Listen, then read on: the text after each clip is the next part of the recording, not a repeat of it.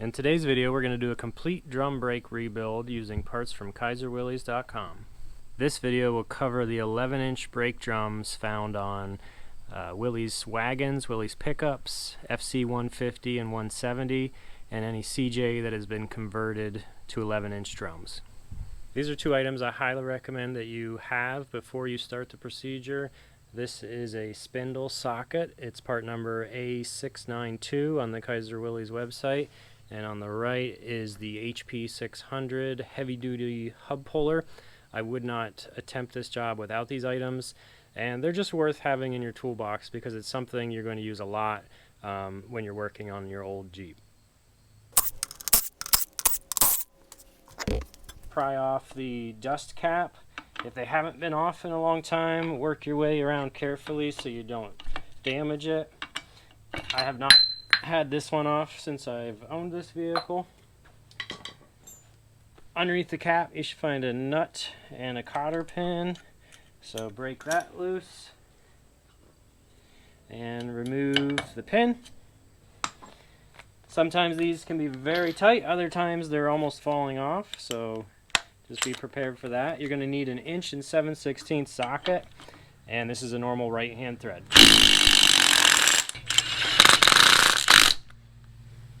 Once you have the puller adjusted and on the hub, just going to start putting pressure on it.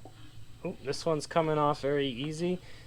It's recommended you don't use an impact gun with the puller, but sometimes we do when we're in a hurry. But thankfully this one popped right off. If it doesn't, your tool will come with a weighted end that you can hit with a hammer, and sometimes that shock is what it takes to remove this. I lucked out. I haven't had this one off yet, but man, did it come off smoothly. So just give it a little wiggle and remove your drum. So you can see the rust coming out of there, and make sure you don't lose your key. This is important for when things go back together. A couple things to take note of. Anytime I'm working on a disassembly, I stop and take lots of pictures from different angles. Just document how everything's installed. We're assuming it's correct, but it's good to have a reference for when you go to put things back together. Anytime you're working on brakes, just take care of yourself. You know, if you're going to be blowing this dust around, put on a mask, wear some gloves. PPE is really important, especially on these old vehicles. You don't know if they used asbestos or anything like that. So I just use a big flat screwdriver to remove the spring on the top. There's really no right or wrong way to do this. Your emergency brake in the vehicle should be turned off so that there's slack in this cable, and I just kind of rock it up out of the way. We won't have to remove this unless you are replacing your cable. The lower spring, take note, it goes behind this little tab. I found just a pair of needle nose and a good twist can often take these out like that. There's our clip. This shoe is unique in that it gets the emergency brake arm attached to it, so that's another thing to watch out for. All that's left are the two cam adjusters and the wheel cylinder. So I have an impact gun with a 9/16 socket on the back and a vice grip on the front. I'm not reusing these, so I'm not worried about the vice grip damaging the surface of the adjuster. Sometimes these will fight you. These ones came off very nicely. Up next is to remove the wheel cylinder. This is the original wheel cylinder from when I got the vehicle. So you can see this is rusty, but the line, I've already replaced it. So I already did the hard part. So this is a 3/8 open end wrench. You're just going to remove the brake line. And then there's two 1/2-inch bolts that hold the wheel cylinder. And take your brake line out. I don't have any fluid in this because I just replaced these lines, but if you do, keep in mind it's going to drip, and you want to try to not get brake fluid all over everything. We have two bolts on the back of the wheel cylinder. They're just 1/2-inch little bolts. Pop them out. If these happen to break off when you're taking this apart, which sometimes they do, if you're replacing the wheel cylinder, that's totally fine. It just means it's going to come out faster.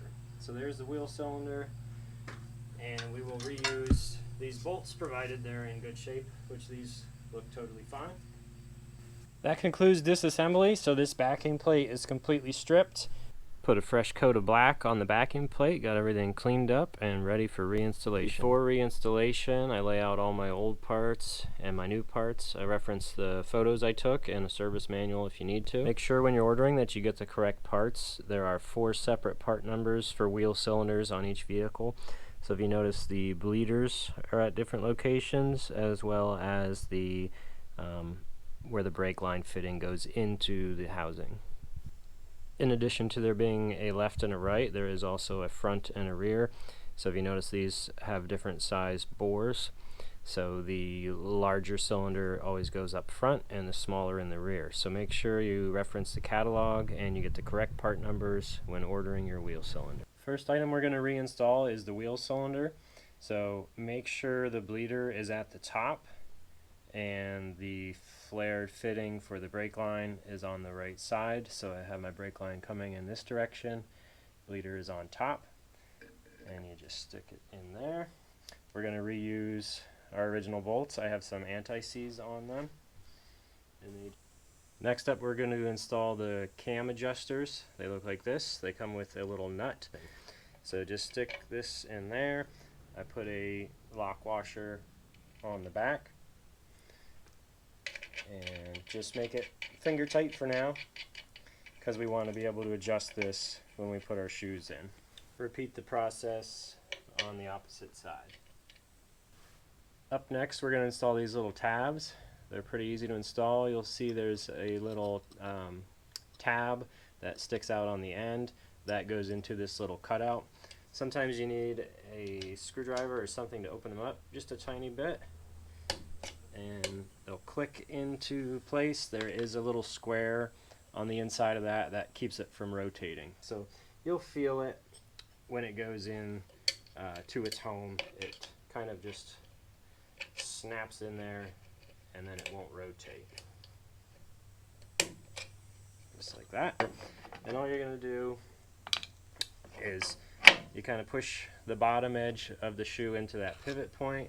You take a flathead screwdriver, spread open this tab just enough to get the shoe in there, and then you kind of just hit it and it'll pop in. This clip will hold it in place, and kind of wiggle it around, there we go, until the tip of this slides right into your wheel cylinder.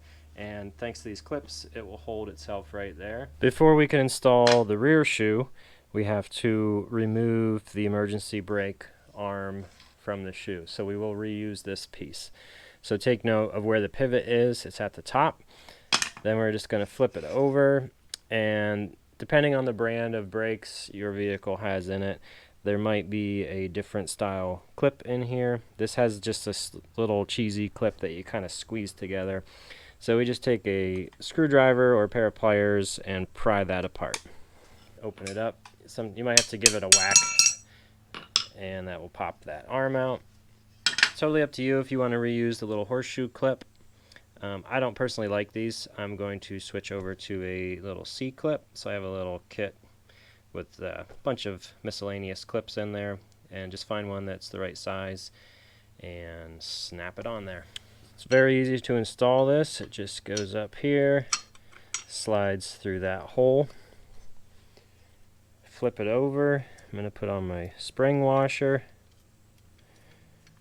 hold it all together, and put my little C-clip in there. Pair of pliers.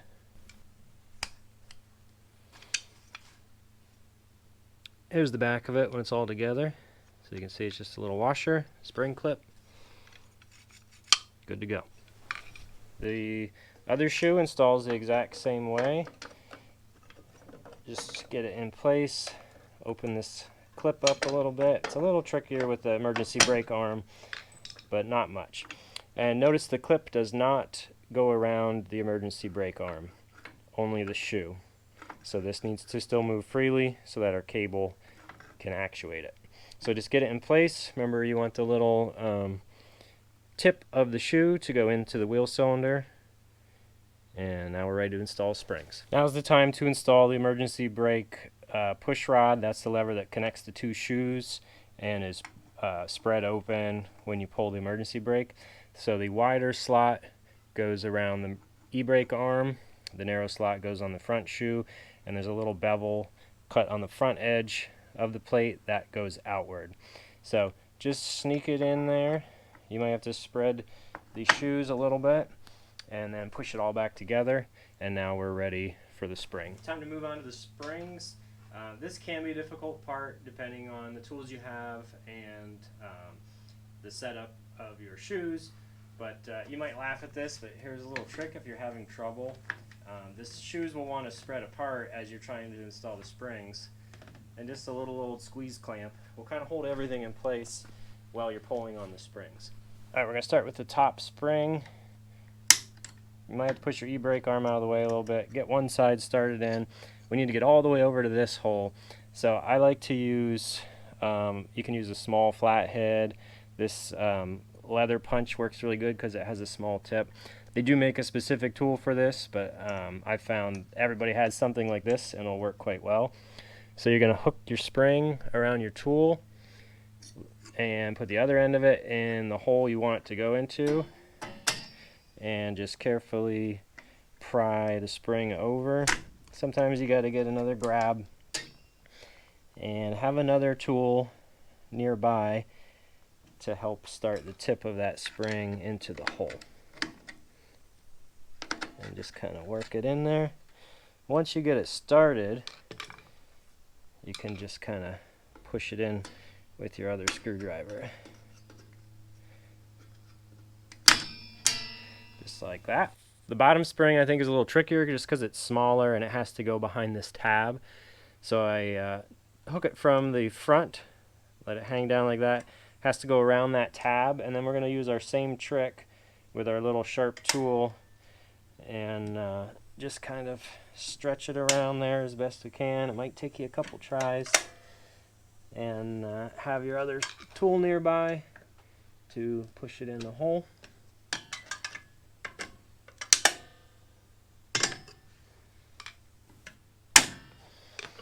Just like that. Now we can remove our clamp. They're not going anywhere. Last step is to install the emergency brake cable. So just pull the spring back, exposing the cable. You can slide the arm forward a little bit. The springs are going to want to push it back, but and just wiggle it down in there like that. Make sure it's in all the way, and this has a little guide. The cable needs to go on the outside of that. Spin your adjusters so that they're not contacting the shoe, so they should be inward.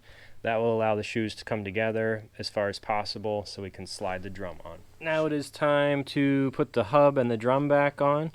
So our adjusters are still loose. Keep note of where the keyway is. Make sure this is clean and dry, and that you didn't get a bunch of paint or anything else on it. Slide the drum on part way. It should slide pretty easy because the springs are pulling everything together. The next part is completely your personal preference. This is just how I do it. It helps me ensure that I have the key in the right position. So make sure the bevel is facing down and forward. If everything's lined up, you should be able to just gently tap the key all the way in with very little pressure. And now it's flush with the face of the hub. The drum is all the way in. So now I know when I tighten my nut on here, it's not going to damage this hub, because that will ruin your day. Then you gotta cut the swage, press these studs out, replace the hub.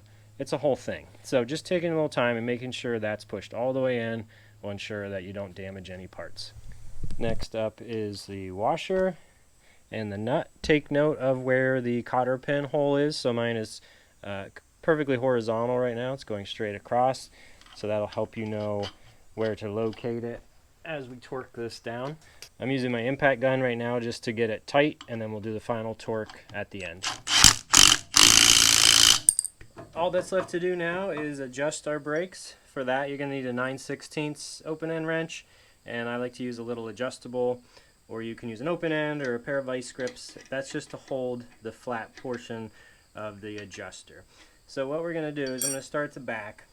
You can turn these either direction. Eventually they'll hit the shoe.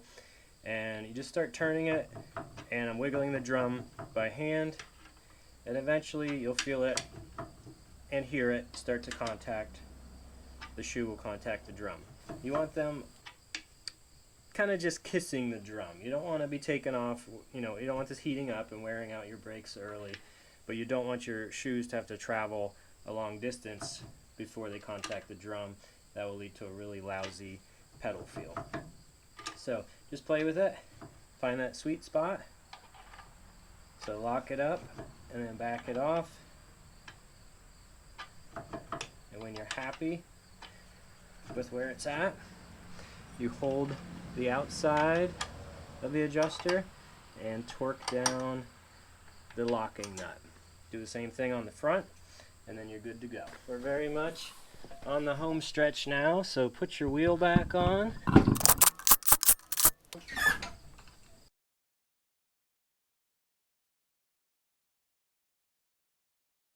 I'm going to very briefly touch on the front axle now, because the procedure is almost identical. The only real difference here is how we get to the brake parts, how we remove the drum. So I'm just going to touch on the things that are different from the rear axle.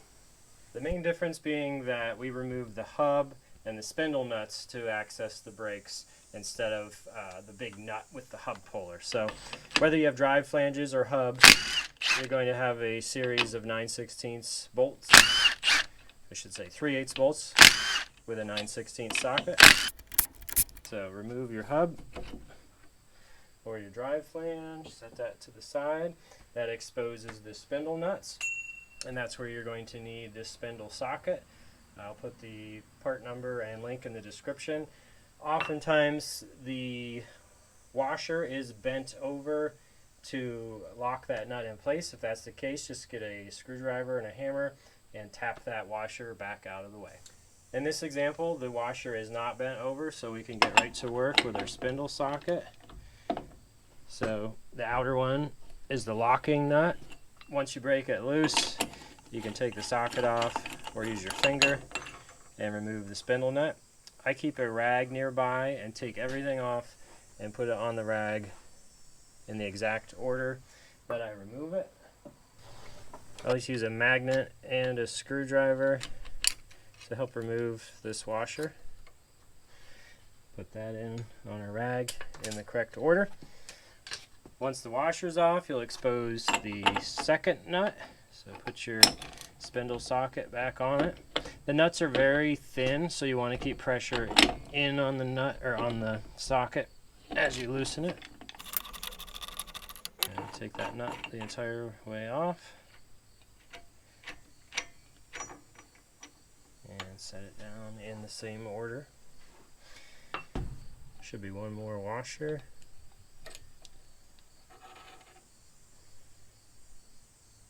And then the front bearing.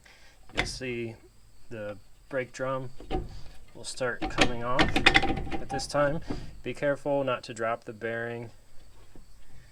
It's going to want to pop off the shaft here, and you don't want this falling on your dirty shop floor. That's it. The drum should come right off. It's time once again to take another detailed photograph of what we're working with so that you can note all the spring locations, the shoe length, orientation, and things like that. So this is a little more simple because we do not have the parking brake assembly. So that little rod is gone, and this arm is gone, and there's no cable. So it's just a little bit of a simplified view, but everything else is exactly the same as the rear. So I'm going to replace this, and we're going to skip ahead to the part where we're going to reinstall the hub, drum, and wheel bearings. Okay, front is done. So you can see new springs, shoes, wheel cylinder, adjusters, clips, everything cleaned up. I painted the backing plate. While I was in here, I also installed new flex hoses. I'll put a link to that item in the description as well. I also replaced the felt knuckle seals and the wiper seals on the knuckle because that was kind of oozing.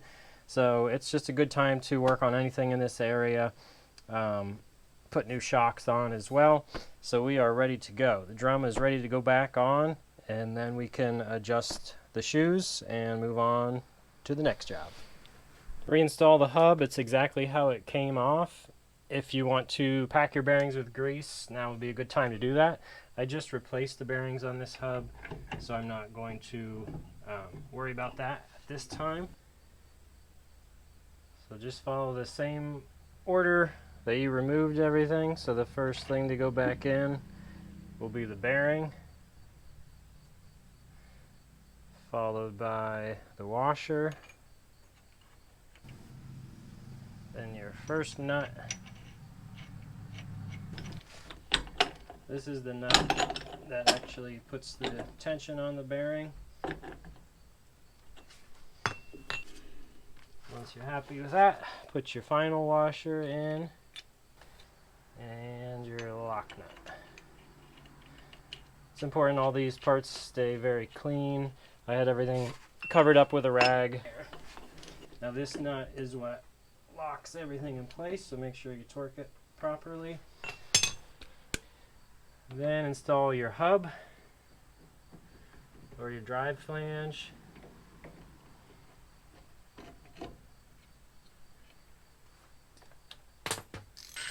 I only use the impact just to save time. I don't actually torque it with this. I'll actually wait until the wheel's on and it's back on the ground before I do the final torque. Now it's time to adjust both adjusters just like we did on the back wheels. It's the exact same procedure.